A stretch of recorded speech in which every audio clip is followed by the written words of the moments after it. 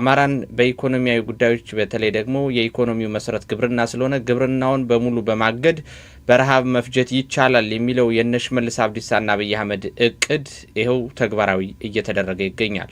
አንድ መዘንጋት የሌለብን ነገር ግን ለዛሬው የአማራ ህዝብ አብዮት መቀጣጠል ከፍተኛ ደረጃ ማለት ከፍተኛ አስተዋጽኦ ካበረከቱ ነገሮች ውስጥ አንዱ አርሶ አደሩን በማዳበሪያ ከከለከለ በኋላ ከሁሉም የአማራ አካባቢዎች ባህር ዳር ከተማ ገብተው ጅራፍ ብቻ ይዘው እባካችሁ ማዳበሪያ ስጡን፣ ግብር የምንገብረው መንግስት ናችሁ ብለን ተቀብለን ወንበር ላይ ያስቀመጥናችሁ፣ ግብር ገብረን በእኛ ግብር ደሞዝ እየበላችሁ እኛን ልታገለግሉን ወንበሩን የያዛችሁ ሰዎች የሚያስፈልገውን ግብአት ካልሰጣችሁን ነገ ከነገ ወዲያ የአገሪቱ ህዝብ በእኛ እጅ ላይ ስላለ እኛ ካላመረትን በልቶ ጠጥቶ ማደር ስለማይችል እባካችሁ ማዳበሪያና ምርጥ ዘር አቅርቡልን ብለው ጥይት አልተኮሱ፣ አመጽ አላስነሱ፣ ጅራፍ ብቻ ይዘው የክልሉ ግብርና ቢሮ የክልሉ ፕሬዝዳንት ቢሮ ሄደው ጠየቁ። ምን ብለው ነበር የተሳለቁባቸው? የጅራፍ አብዮተኞች ነው ያሏቸው። አለና ያርሶ አደር በቆርኪ ዳፕና ዩሪያ ማዳበሪያ እየሰፈረ ሲካፈል በኩባያ ምርጥ ዘርና ማዳበሪያ እየሰፈረ ሲካፈል የከረመ አርሶ አደር ሐምሌ ሲያቆለቁል ያዘና ቀንጥሶ ለቀቀው። አሁንም እርግጠኛ ሆኜ የምነግርህ ወደድክም ጠላህም ባፍጢም ትደፋለህ። በአርሶ አደሩ እስከ ተጠላ ድረስ በአዴን የምትባል ውራጅ ልትተርፍ አትችልም። ለነገራችን ላይ በዚሁ አጋጣሚ አንድ ኮሜንት መስጠት ፈልጋለሁ። ከዚህ በኋላ ስማችሁን እንዳለ ከነ ፎቶአችሁ አውጥቼ እዚህ ለጥፋለሁ። በምሰራው ፕሮግራም ላይ ኮምፕሌን ማቅረብ ይቻላል። በአዴን ለምን ተሰደበ፣ እስክንድር ነጋ ለምን ተሰደበ ብላችሁ መጣችሁ አፋችሁን ለምትከፍቱ ክፍታፎች ግን በተከፈተው አፋችሁ ሙሉ ነው የሚገባችሁን አሸክም የምሰዳችሁ። እዚህ ስቱዲዮ ውስጥ የተቀመጥኩ አንተ የምትሰጠኝን ሐሳብ ተሸክም ያምጥቼ ላወራ አይደለም። ያንተ ጥሩምባ አይደለሁም። ይሄ አንድ እስክንድር ነጋ የሚባል ጥምብ አንሳና ባዲን የሚባል ደግሞ ሁለት ግራሳም አለ። እነሱ ከተነኩ በቃ የአማራ ህዝብ ስነ ልቦና አይደለም ቀፋፊ አርሶ አደር የሚደርስለት አጥቶ ማዳበሪያና ምርጥ ዘር ተከልክሎ እንዲያውም ደግሞ ያለህንም ራሱም አትዘራም ተብሎ ባለበት ሰዓት ላይ የነሱ ድምጽ ላንተ ምንህም አይደለም። የእስክንድር ነጋ መሰደብ ወይም የባዲን መሰደብ ነው የአማራነት ስነ ልቦና መለኪያ አድርገህ የምታቀርበው።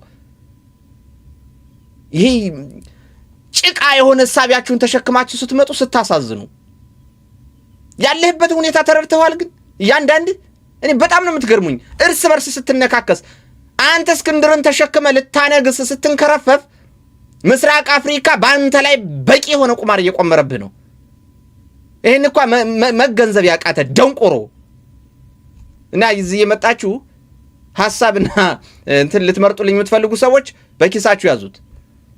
የአማራን ትግል በዚህ ደረጃ ጎትቶ እዚህ አሁን አለበት ቦታ ላይ ያደረሰው ማን ይባላል ካላችሁኝ የእድሜ ልክ የአማራ ታሪክ ነቀርሳው እስክንድር ነጋ ይባላል። የአማራን ህዝብ እድሜ ልኩን እየጋጠ መኖር የሚፈልገው ዛሬም የሚግጠው ደግሞ ባዴን ይባላል። እነሱን በሚገባቸው ቋንቋ ስናገር ስድብ ከመሰለ አንተ ራሱ አንዱ ከርሳሙ ባዴን ነህ። በቃ አለቀ። ስለዚህ እዚህ የመጣችሁ እንትን አትበሉ። እነዚህ ያያችኋቸው አርሶ አደሮች ጃቢ ጠናን ብቻ ነው። ትናንትና ደብረ ኤልያስ ተናግሬያለሁ። ጎንደር በጣም በርካታ ቦታዎች ላይ ሰብስቤያለሁ። በቂ የሆነ እንደዚህ በቪዲዮ የተቀናበረ እንዲመጣ ስለፈለኩኝ ያላወጣሁት። ቤት አማራ ላይም እንደዚሁ፣ ሸዋ ላይም እንደዚህ በጣም በርካታ የአርሶ አደር በቆሎ አዘራም ፋኖ ይደበቅበታል እየተባለ ነው። ሰው ከሆንክ አሞት ካለ እኔ የምናገረውን ሳይሆን መጠ እንዲህ ብለህ ተናገር እንዲህ አትናገር ልትል የምትሞክረው ውጣና በአደባባይ የአማራ ህዝብ የኢኮኖሚ መሰረት የጀርባ አጥንት የሆነው አርሶ አደር እንዳታመርት ተብሏል። ማዳበሪያ ከለከሉ፣ አመረተባቸው። ምርጥ ዘር ከለከሉ፣ አመረተባቸው። አሁን ዘንድሮ በዚህ ዓመት በይፋ ምርጥ ዘርም ይኑርህ ማዳበሪያም ይኑርህ በመሬትህ ላይ ዘርዘርተህ ማምረት አትችልም ተባለ። ምንድን ነው የምትፈልገው ከዚህ በኋላ? አንተ የአማራነት ስነ ልቦና የንግግር ክራይቴሪያ ምናምን ስትመርጥ ትውላለህ። ደደብ ምስራቅ አፍሪካ በአማራ ላይ በሚገባ ቁማር ይቆምራል። ምንም አይገባህም፣ አይሞቅህ፣ አይበርድ። የገዛ ወንድምህን ብቻ ዝም ብለህ ተናከስ። አንዳንዱ እኮ ብአዴን ወንድሜ ነው የሚላል እኮ። በነገራችን ላይ ብአዴን ወንድሞቻችን አማራ ናቸው ይላል እኮ። እነ ቀንዳውጣ ወንድሞቻችን ናቸው እንደዚህ ብሎ ነው የሚያስበው። በጣም ነው ግራ የሚገባኝ። በተለይ ይሄ በእድሜ ከፍ ከፍ ያላችሁት አዛውንት ደረጃ ላይ ያላችሁት ከተማ ውስጥ ብታውደለድል በሙሉ ለነገሩ የሲጋራ ቁሮ ፍንዳታዎች ስለሆናችሁ በእናንተ ፍርድ የለም። እኔ በእናንተ አልፈርድም። እንዴ ቢያንስ አገናዝቡ። ምስራቅ አፍሪካ ምን ላይ ነው ያለው? በቅርብ ቀን ሁለት ትላልቅ ጂያንት አገሮች ምስራቅ አፍሪካ ላይ ሊፈጠሩ ነው። ታላቋ ኦሮሚያና ታላቋ ትግራይ። ዛሬ እና አብይ አህመድ በይፋ ባዘዙት መሰረት ኦነግ ሸኔ የሚባለው ክንፍ ቤንሻንጉል ጉምዝ መተከል ውስጥ ገብቶ የአማራን አጽመ ርስት መተከልን ሲያተራምሰው ነው ያለው። ዛሬ አንድ ወረዳ ሙሉ ተቆጣጥሮ በጣም በርካታ የወረዳው የከተማ ነዋሪዎችን ገሎ አሰድዶ ከተማ ሲያወድም ነው ያለው። ዛሬ ለምን ይመስልሃል? የአባይ ግድብን ጠቅልሎ አፋርን ጠቅልሎ እስከ ቀይ ባህር አድርጎ በዛ በሰሜን በዚህ በኩል ደግሞ እስከ ደቡብ ሱዳን ደርሶ ትልቅ የሆነ ሀገር ለመስራት ቲፒኤልኤፍን በዛ በኩል የቅማንት ኮሚቴ እያለች ቀድሜ ያዘጋጀችው ኃይል አለ። እስከ ታች ድረስ ከቋራ ድረስ ወርዳ ታላቋን ትግራይ እውን ማድረግ። አማራማ በቃ ያው ይናከሳል እርስ በርስ። የሚገርመው ደግሞ እርስ በርስ መናከሱ ራሱ አያሳፍረውም። ለአብዛኛው ሰው የምር አያሸማቅቀው፣ አያሳፍረው። እንዲሁ እንዴ ጠላቶቻችን በዚህ ልክ ነው። ደብረ ጽዮንና ኢሳያስ አፈወርቂ በጋራ መስራት ጀምረናል ብለው በይፋ እየተናገሩ አማራው እርስ በርስ በለው የታባቱ አንተ ጎጃሜ፣ አንተ ጎንደሬ፣ አንተ ሸዋዬ፣ አንተ ወሎዬ ቀጥቅጠው። ምን አይነት ድንቁርና ውስጥ እንዳለን ግን ለሰከንድ አስባችሁ ታውቃላችሁ እንዴ? አንዳንዴ ግራ ነው እኮ የሚገባኝ። እንዴ ምን ብለን እንግለጸው? ይመጡና አንተ አትሳደብ፣ ከጋዜጠኛ መሳደብ አንጠብቅም። መሀይም ብአዴንን አይደለም መስደብ ባገኘው በገጀራ ምላሱን ቆርጬ እንዳይበላ እንዳይጠጣ እንዳይኖር እንዳይሞት አድርጌን ማስቀምጠው። የእጅ ሽባ የእግር ሽባ አይደለም የምላስ ሽባ ነው የማደርገው ብአዴንን ኢንክሉዲንግ እስክንድር ነጋ። ወደድክም ጠላ ባገኘው እንኳን አይደለም መስደብ። እንዴ ከዚህ አማራ ከዚህ በላይ ምን እንዲዋረድ ነው የምትፈልጉት? በነገራችን ላይ ሙሉ ለሙሉ በሶስት ቀን ውስጥ አሸንፎ የተቆጣጠረውን ወንበር ያንን ወንበር በአግባቡ እንዳይጠቀም ራሱ አማራው እያጠፋ እያያችሁት የነጻነት ተጋድሎን በአጭር ጊዜ ጠቅልሎ ጨርሶ የተቀመጠ ማህበረሰብን በተለያየ መንገድ ራሱ ከማህበረሰቡ የወጡ ልጆች እየከፋፈሉና እየቦጫጨቁ ለተጨማሪ ስቃይ፣ መከራ፣ እንግልት፣ ስደት ህዝቡን እያዘጋጁት ኧረ ተው ስትሏቸው አልሰማ ሲሉ ስታዩ ከዚህ በላይ ምን አይነት ውርደት ነው የሚደርስብን? ቆይ ልንገራችሁ እስኪ፣ በዛውም ጥያቄም ጠይቃችሁ። ለመሆኑ ለአማራ ይህ አይመጥንም ምንትስ ምናምን የምትል ቀፋፊ አንድ አማራ ልጁንና ሚስቱን ቆሞ ባይኑ እያየ በመከላከያ ከማስደፈር በላይ ምን አይነት ውርደት ሊደርስብ ነው? ይሄን የአማራ ሚሊሻን ያደረገው ባይኑ እያየ ቆሞ የወለዳትን የአብራኩን ክፋይ ልጁንና የስጋውን ክፋይ የግራ ጎኑን ሚስቱን ቆሞ ያስደፈረ የአማራ ሚሊሻ ነው። ከዚህ በላይ ምን ሆነ እንድትዋረድ ነው የምትፈልገው?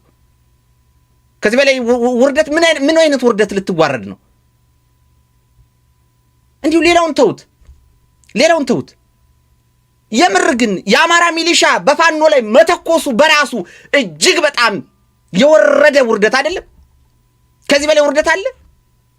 የአማራ ሚሊሻ አሁን እንግዲህ ሚሊሻ ያያችኋቸው አባቶች ናቸው። እንግዲህ የአማራ ሚሊሻ ማለት እንደነዚህ አይነቱ ሰዎች ናቸው። አርሶ የሚያድር እድሜው በጣም የሄደ በጣም ትልልቅ ሰዎች ነው። እንግዲህ ሲማረኩ አይታችኋል። ሰሞኑን የተማረኩት ሚሊሻዎች ወንድሞቹ አታርሱም አታዘምሩም ተብለው ሲከለከሉ ከልካይ ተመልከቱት። እንዲሁ የምር የሚቀፈው አንተ ወንድሜ እኔ 5000 ብር ስለሚከፈለኝ እርሻህን በቆሎ ዘርተህ ልጆችህን እህል እንዳታበላ። በቃ አማራ ይሄ ነው የአማራ መገለጫ አይደለም። ማን ነው እንዳያርሱ እየከለከለ ያለው? ሚሊሻ። ማን ነው ለመንግስት ተታብየው ላገዛዙ በነፃ እያገለገለ ያለው? ሚሊሻ። ማን ነው የገዛ ወገኑን እየዘረፈ የገዛ ወገኑን እየገረፈ የገዛ ወገኑን እየረሸን ያለ? ሚሊሻ። ማን ነው የአማራን ህዝብ ነፃ ሊያወጣ እየታገለ ያለ? ወጣቱ ፋኖ። ማን ነው የአማራን ህዝብ ሌትና ቀን በሰፈር በቋንቋ በአካባቢ በምንትሴ እየከፋፈለ የቦጫጨቀ 24 ሰዓት አጀንዳ አድርጎ ሲያላጭ የሚውል የአማራ ዲያስፖራ? ከዚህ በላይ ውርደት አለ? እያንዳንድህ ወራዳ ደሞ አለን ብላችሁ ስታስቡ ትገርሙኛላችሁ። እንዲህ ጠላቶቻችን እኮ አይናገሩትም። ቢናገሩም በእነሱ ቋንቋ ስለሆነ አንሰማቸውም እንጂ እኮ የመጨረሻ ነው እኮ በሳቅ የሚፈነድቁት። ምክንያቱም እንደናንተ አይነት ዊርድ በተለይ ዲያስፖራ፣ ከዛ ሲቀጥል ሚሊሻ ሳነሳ ኢንክሉዲንግ አድማ ብተናና ካድሬ የሚባለው በአጠቃላይ እና እዚህ መጣህ ሰው ለመሽተት የምትሞክሩ እንዴ ስነ ስርዓት ያዝ። የፋኖችን ጀግንነት አይተን እንኩራራለን እንጂ እዚህ ደግሞ በተለይ ዲያስፖራ የምር የመናገር ከተናገረ መናገር ያለበት የእንግሊዝ ሀገር ዲያስፖራ ብቻ ነው። የለንደን ዲያስፖራ ብቻ ነው አፉን ሞልቶ መተቸትም ማገዝም ማስተካከልም የሚችለው የለንደን ዲያስፖራ ብቻ ነው። የለንደን ዲያስፖራ ማራ ሌላ ዝም ብላ አርፈ ተቀመጥ ሆዳም። ለማንኛውም ይሄን የተናገርኩበት ራሱን የቻለ ምክንያት ስላለኝ ነው። አሁን ደግሞ ወደ አንድ ቪዲዮ ልውሰዳችሁ። የመከላከያ አንድ ከፍተኛ አመራር የዛሬ ሳምንት እጅ መስጠቱን ገልጸን ነበርና እሱን ወደ እናንተ